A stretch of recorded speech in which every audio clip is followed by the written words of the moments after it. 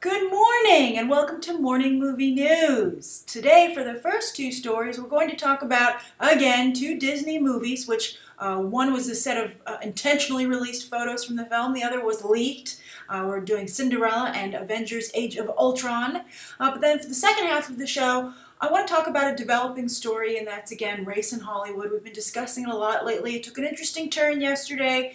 Chris Rock has joined the discussion, I think, quite compellingly, so I want to discuss that as well. So let's start off with the more lighthearted stuff, and that, of course, is coming from Disney. And Cinderella yesterday, their 2015 live-action fairy tale, got a big push in two ways, two fronts. One, in that it was revealed, as some of you predicted, that the Frozen Fever short will debut in front of this film. It's a huge boost for the film right away. You can just hear all the tickets selling already. You can't buy them yet, but everybody just made a mental note. Okay, see Cinderella 2015. And also some very interesting posters came out for the film that we're going to look at today, which I think are all working to advance the prospects of this movie. I was a little underwhelmed by the trailer. I thought it was beautiful to look at, but it seemed awfully simplistic and a straight redo of the animated classic movie. And a number of people agreed and said, not only did it seem like a redux of that, but that they'd seen the entire movie in the trailer, which was true. Now, hopefully they're just laying the groundwork to get us excited about a live-action movie and then show some of the layers they've added in subsequent trailers. And I think one layer that seems to have been added is sex appeal. Now, as I mentioned when I reviewed the trailer, one of you had noted that this was going to be Disney's 50 Shades of Frozen. And I do see that sexiness kind of creeping into the advertising for the film. And it's most evident in this first poster we have here of Ella and the Prince. That's a pretty sexy pose, and I think Richard Madden is really, I have to say, he's really bringing it here. Maybe because I'm female, that's where my eye is drawn. Guy viewers, which way do you look first? Is Ella catching your eye? And I think that's a pretty sexy embrace for a family film. But I think Richard Madden, I've been concerned how he's going to be clean-shaven. He, of course, is famous for his beard on Game of Thrones. But I think that, the little I've seen, they've pumped up the blue in his eyes. And I think it looks like he could give Christian Grey, played by Jamie Dornan, a legitimate run for his sex appeal. And I think this captures my attention more than anything in the actual trailer. I just think it seems more interesting. It seems a little more adult, which is what we want from these live-action fairy tales. And I think that it conveys a little bit, romantic tension, sexual tension. It's just, it's a direction I like seeing the movie go in. As again, I said, it's a little more adult, but yet too adult. How do you feel for those of you with little kids or no little kids? Do you think they're gonna be in the theater walking by this poster and be like, I don't know what's going on there, but my inner instincts say it's awesome. All right, so let's go on to the next poster. This, of course, is of the wicked stepmother and her daughters. I think Cate Blanchett, I hope she does a really good job here. I think, of course, she's Cate Blanchett. She's going to be amazing. But I think that I like the costume design here, but it doesn't seem period appropriate to me. And I do feel that it's a very Scarlett O'Hara moment where they look like they're wearing maybe fabric from furniture around the house. And also, it's very heightened, whereas I feel like Ella and her prince seem like right out of a fairy tale. This seems very, studied and intentional and editorial. I guess that's the word I'm looking for. This is like an editorial shoot in a high fashion magazine, instead of maybe going for maybe a little bit more of the realistic approach that you would expect in these Disney adult fairy tales. Now, you might be like, Grace, how realistic was Maleficent and Alice in Wonderland? But I think they were true to the world of the film they created, where this one, these characters seem almost not to fit, a little bit too theatrical or over-theatrical. Then we have another one. Of course, Helena Bonham Carter gets her own poster as the fairy godmother. This also seems, trying to be a little sexy. I think it's a sexy take, definitely, on the fairy godmother. Very different way to go. But I guess this seems like someone you would be more willing to take fashion and perhaps dating advice from, right? She does look fantastic, and it's nice to see. I saw some people comment on this in the trailer. Helena Bonham Carter is a very beautiful actress who usually works to downplay that, which I understand. It's a little bit like Johnny Depp and Tom Hardy. and all these actors who try, and Michael Fassbender did that in Frank, who try to get away from their looks and not have that define them as actors. Jude Law is doing it quite brilliantly right now in this phase of his career. And Helena Bonham Carter has done the same thing to great effect. She's considered a very strong character actress, whereas I think she has the looks of a leading lady. For instance, recently in a TV movie, she played Elizabeth Taylor convincingly. But, I hope that she does a good job here, and I think that she's an interesting foil to Cate Blanchett, but they're very different actresses, and one's a little, hammier than the other, and we'll see how this works. I mean, she's following up Angelina Jolie's Maleficent, another magical creature in the live-action Disney movie, so it will be interesting to see what she comes up with. And playing a good character that's all for good, that's another departure for Helena Bonham Carter. But I do like these posters. I prefer them actually to the trailer, and so maybe that gives me some hope that the trailer, again, was just the groundwork. But I'm curious, what do you think of these? Do these get you excited about the movie? Do they seem compelling? Do they seem a little bit more adult? Or do you think they're just the usual Disney sugar and fluff? All right, so let's move on to the second story of the day. These are the unintentional posters that were revealed. And this is it was a publicity event for Disney, and they had a couple of posters from upcoming films, and they happened to have one, of course, for Avengers Age of Ultron, highly anticipated upcoming Disney film. And it features a very good look at Paul Bettany's Vision, which I like quite a bit. I'm very excited for Paul Bettany to be in this role. It seemed kind of sad that he'd have to just be the voice of Jarvis and never actually get to be on screen. He's a wonderful actor. He's in the upcoming Mordecai as well, opposite Johnny Depp, playing like this, like gutter snipe henchman, and he looks really good there too. Paul Bettany, like Jude Law, I think is trying to break out of the pretty boy box, and I think that this is a great role for him to do that in. So this first, you can't really get a good look at him here in this first shot, but of course the internet has zoomed in and lightened it up for us to really dissect, and there's a lot to really dissect here. I like how much he looks like a robot. This transformation, he still looks like Paul Bettany, and I can see, by the way, I have to say, talking about sexiness, we just talked about it in Cinderella, I could see someone falling in love with this robot, which of course is what Elizabeth Olsen's Scarlet Witch is intended to do. We'll see if the movie follows the comics, the storyline in the comics, but I wouldn't be surprised if it didn't follow that storyline. Paul Bettany's a little bit older than Elizabeth Olsen, but robots know no age, correct? And I think he's pretty young for a robot, so we'll see what happens. So he looks very handsome, but he still looks like a robot. And also, I was really curious how they were going to pull off like the gold dot on Vision's forehead, because that's such a dated look for a superhero costume. But it seems to have worked. I think that they've incorporated it in a way that is faithful to the original source material, yet seems modern. But what I really like about this is the exoskeleton, or the skeleton, I guess, because it's inside, that you can see under his suit. You can see the workings there very cleverly of his metal body. Now, of course, that's movie magic because Paul Bettany is under there and he's flesh and bone. But they've done a wonderful job making it look very much like this is some kind of fabric stretched over like a Terminator body. I think that's really exciting and intriguing idea, and that kind of attention to detail, I think, is very exciting. And I just like the way that it's done. It looks very much like, well, we just can't have him running around as a robot, especially with Ultron out there. How are we going to differentiate them so people don't just start shooting at the Vision? And I think that works. And it allows him to keep his very superhero look that he has, from the comics again, but, make it seem more modern and approachable for the movie. So I just absolutely love it. He looks like a living action figure to some degree, and I think that's very cool. And it works, because what is Vision actually but a living action figure that Tony Stark has built? Actually there are some other reveals there. I don't want to give it away, but at least that Tony Stark has had something to do with, and I'm sure we'll be playing with in future films. But I love it. I think this is a great, exciting thing for Paul Bettany and the movie, and don't be surprised if the Vision becomes a very exciting character. We just talked earlier this week about Avengers reshoots or additional shoots to add more material to the film, and Paul Bettany was something they asked to be available. So I think they know they have something special here. And the Avengers could use more special. They can't keep relying on Loki, although it looks like he's going to be ending up in Avengers Age of Ultron after all. All right, so let's go from our lighter stuff to our more heavier stories. And that's, of course, ethnicity and diversity in films. It's not just about ethnicity, it's also about gender and age. I like to see the most diverse group of people possible on screen. I've championed that for a very long time. I've taken a lot of heat for it, And then in the viewer question today, I kind of want to talk about some viewer reaction to comments I made yesterday about Will Smith as Deadshot. But first, the third story is actually about Chris Rock, and Top 5 is coming out. It looks like an excellent movie. I'm very excited to see it. I'm actually seeing it tonight. And he's making it, Chris Rock has a lot to say on this subject. He's always had a lot to say about it. But, of course, the situation is evolving, and so are Chris Rock's thoughts on it. And the reason he's in the news, beyond writing, directing, and starring in Top 5, which he's hoping is an awards contender, it has been getting a little bit of awards recognition, which is a good sign.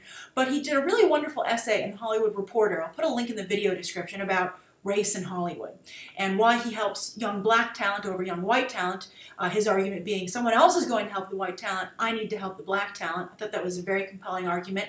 And he also just, I think, talked about the closed-off nature of Hollywood in general. He also talked about how the Latino population, it's such a big part of Los Angeles, isn't involved in the movie industry. He discussed that. And he also discussed women, too. I think his argument was mostly focused on, black versus white in Hollywood, but he did bring other demographics into the loop as well, and I think this is a much larger discussion than just, again, black versus white. But he made a good point, I think, if you look beyond just the surface of what he's saying, about the closed-off nature of Hollywood, that it is very, cliquish, and it's a business, it's a town of connections, but those connections, they don't really look to make new connections. And one of the things I thought was the most interesting is he talked about Leslie Jones, who I'm a big fan of, on Saturday Night Live. She's been slowly moving into a bigger role on the show. She's the second black female comedian on their cast this year. She did some stuff last year, but now she's officially like a cast member. And she's very, very talented, and I thought she'd come up through just the writing ranks, etc. But Chris Rock revealed that he had discovered her at a comedy club doing a routine and thought she was really, really fantastic, and sent her information to a number of comedy managers that he knew, and not one would pick her up. And he said 4 years later, thankfully, Lorne Michaels did. And then he said something else very interesting, and he said, I had to put her name in the ring for Saturday Night Live because she's not a groundling, she's not like at UCB, she's not friends with Judd Apatow, so how else would she get on Saturday Night Live's radar? And I thought that was really a shame that Saturday Night Live isn't actively cast a wider net and looking for talent. They're basically allowing talent to come to them through social channels. And that's really, maybe that's one of the reasons the show, I think that many people agree, is at one of its lowest points creatively and quality-wise in a long time. And it's had some low points. So I think that speaks to Hollywood just being such a closed door and how hard it is to pry open for anyone. And that's why I love initiatives like the Blacklist that I mentioned to you, that screenwriting organization that's trying to get new talent in there. And these are all wonderful things. And I think it's wonderful what Chris Rock is doing. And I wish that someone was doing that for other demographics. I wish that someone was helping other different ethnicities of comedians and female comedians. I mean, we're getting some more female comedians on there, but SNL has a very poor history in creating really strong female talent, with the exception, I think, mostly of Kristen Wiig and Amy Poehler, but both of them, and Tina Fey, of course, and Tina Fey is their biggest success story. But the rest, have had a hard time. Even those like Kristen Wiig, I think she's struggling to transition out of Saturday Night Live. So I think I really suggest you read this article, and it really brings up a lot of interesting questions about Hollywood as a business and why they continue to be so closed off. Now, I still feel vehemently that the key to breaking Hollywood open is the audience and the movies that they go and support and see. I think that's extremely important. I think that it's really, really crucial that we see diversity on screen and it's supported, and that you don't support a lack of diversity. Like, we're all going to be keeping a very close eye on how Exodus performs at the box office, because these are the cues that will make Hollywood understand what they need to do. So let's go into the viewer question, which I want to address the Deadshot comments that I made yesterday on my discussion of the Suicide Squad cast. Now, a lot of people, I was very disappointed that a lot of people just threw out all the support I've given to diversity in the past and demanded that I just do it blindly. And that was, some people, this is a small number, by the way. I mean, most people are fine with the comments that I said. But I take every single BTT viewer's feelings personally. Every single one of you matters to me, and your feelings, even if they're a misunderstanding, are important to me. So I don't like anybody. On the one hand, while I'm annoyed about it because it couldn't be further from the truth, I also feel bad about it because I certainly don't want you feeling that I feel a certain way when that's not the case. So I want to clarify a few things and really do reiterate my point, because I do still believe that making Deadshot a black character is not a good idea. All right, so let's discuss this. All right. Now, first of all, it's because I think that someone made a really good point that I feel, and I brought this up, but I want to strengthen it, and that I feel that the comic books are supposed to be, you know, the foundation for all these properties. If you don't pay attention to what the comic books have done in the past, you're just repeating history. It's like those who do not study history are doomed to repeat it. Well, a lot of development work has been done on these characters in the comics. They have found a fan base. They have become popular. So I don't understand why you would ever just throw that out the window for any character, any ethnicity, any gender, any age. I'm not too happy what they're doing over there with the Pyms over there in Ant-Man. You know, making Janet Van Dyne an older character, a mom, and Hope Van Dyne is their daughter. It's just like, what's going on here? You know, it's like, it's a mess.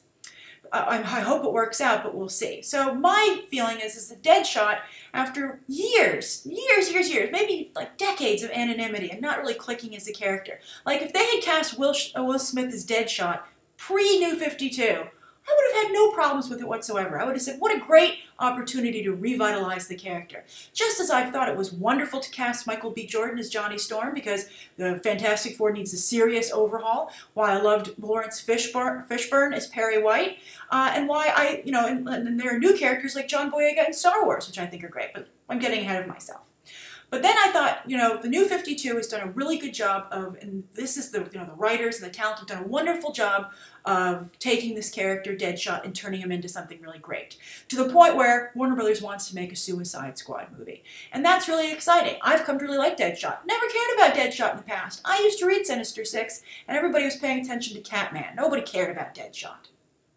And now he's become a really interesting and intriguing character. I've come to know him. And I know what he looks like because he's drawn in the comic. Now, a number of people are saying, well, hey, Deadshot doesn't wear a mask. And I would tell you, he takes it off. I mean, Deadshot wears a mask, so who cares what color his skin is? Well, first of all, if you were rooting for a black character, why would you want him to have a mask over his face the whole time? Then it doesn't matter what ethnicity he is, right? And I can guarantee you that Will Smith is not walking around with a mask over his face for the entire movie. He is not going to do that. I would say it's 99.9% positive that he will be doing away with that. So in the comic now, New 52, Deadshot doesn't wear a mask a large part of the time, and we know what he looks like.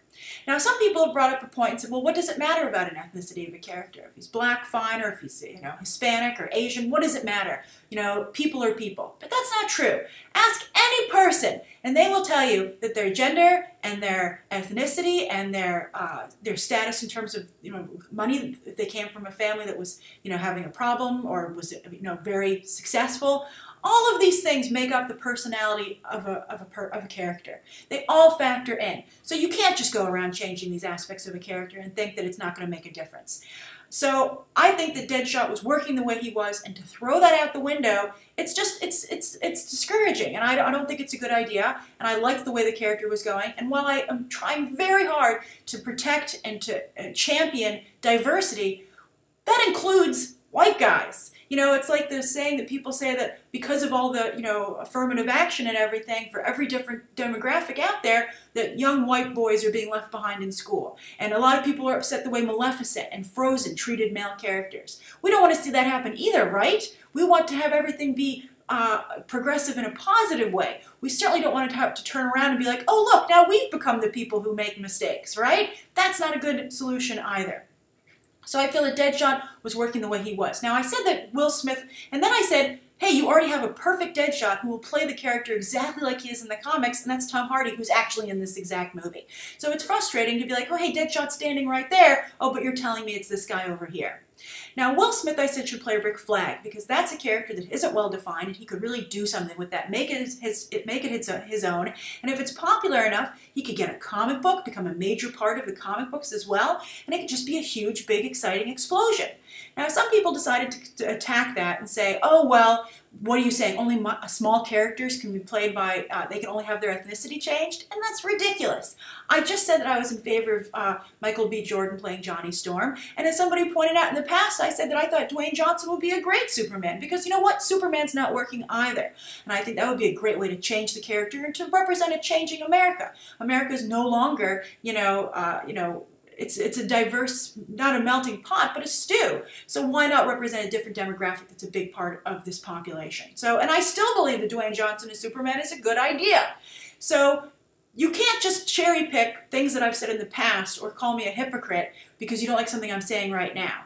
I am always very honest with you, and I always back up my arguments and come from a place that's just has no agenda or no hidden agenda. So, but that also applies to my defending a white character. And I don't think it's fair for you to say that I can only defend black characters or female characters or Asian characters. I can defend white characters too, and I think that's important. I think that everybody needs to be protected here. We need to divide this up equally, and we can't just kick out white guys. It's not a good idea. So I think that my rules for changing the ethnicity of a character, and they haven't changed, are when a character isn't working, or when a character has run out of steam. Then you can do a change and make the character something else. Because how would you feel about this? What if we went and made Deadshot a woman? Or if we made Deadshot gay? You know, why can't we just make all these changes as well, right? I mean, you're getting to a point where you don't recognize the character anymore. And basically, you're taking something that's popular and being, oh, look, that's suddenly popular. I want it, mine. And you're taking it away from all the hard work that's been put into it. And, why don't you just change the ethnicity of Harley Quinn, right? And just do all these different changes. You have to be respectful of the source material. And so when the source material has failed, then Hollywood can come in and mix it up. Or they can create new characters. That's why I'm so excited about John Boyega in Star Wars. I'm so excited to see the character that he is. I hope he really is an enlisted stormtrooper, because that's a great nod to what a big part Black people play in the armed forces. They are a huge part of that organization that defend this country and put their life on the line. And so I think to have that soldier point of view reflected in Star Wars, it's just fascinating, and it plays into today, and it's just such a great idea, and I love it, and I think it revitalizes the entire brand. And I'm a big fan of Miles Morales because he didn't replace Peter Parker. Peter Parker didn't wake up black. They came up with a different character, and I think that's really commendable. So, and as I said, with the comic now, what are they going to do? Is Deadshot going to wake up just as a black guy? How are they going to make that change? Because the comics have to reflect the movies, because that's the way the studio and these companies think. And I know a number of you are saying that's not true, but it is. So I still support diversity, but I support representation of everybody across the board, and I think you should only make drastic changes to characters when they're not working. For instance, look how popular Cyborg is. What if Hollywood turned around and said, okay, well, we have enough diversity, let's just make him white? I think people would be furious. So, and that's hypocritical to me. So I think that you have to respect the characters that exist, and even if you might say that it's a small group, it's like a test group, and everybody liked Deadshot the way that he was developing. And that's the way it should have stuck. And I think that Will Smith, quite frankly, came in here, as many people have pointed out, has said he will only play the lead in films, and he insisted on the Deadshot role. Maybe that's why it's taken so long for this to be announced, when we knew like a month or so ago who they were considering. Maybe he was really angling for it and said, I'm not going to be in this movie unless you give me the Deadshot role. So, and I just think that I think it's disrespectful to the character that a number of us, I said, including myself, have fallen in love with. And you can't fault me for liking a character and just the way he turned out. It's like, again, Cyborg, I think, is a perfect example. Many of you have pointed out that Vixen and other characters, their race is integral to their character. But also, some people have said T'Challa from Wakanda, because it's an African nation. Well, don't forget there are a lot of white people in South Africa, so you could argue that maybe T'Challa would be a white character. I think you would be just absolutely furious that a character that you've come to love in that way was changed. And I'm not furious, I'm just disappointed. And I'm certainly willing to give Will Smith a chance in the role. But I think it's disappointing, and I think it's just as bad as the whitewashing. I think it's just going in the opposite direction, and two wrongs don't make a right. I just really feel that way. So I hope that now I've clarified it. I thought I clarified it in the first place. Most people seem to have gotten what I was saying. But again, as I said, everybody's opinion is important to me. I love discussing movies with you guys, and I wanted to clarify. So please, let's continue the conversation down below. And I would ask you to please be, open-minded and even-handed in your comments and not really go like on a witch hunt. I would appreciate it. All right, please, thank you very much. All right, thank you so much for tuning in today, and you can check out please check out some more episodes right now, as well as leave your thoughts down below and what you thought of today's top 3 stories. Thanks for watching. Bye.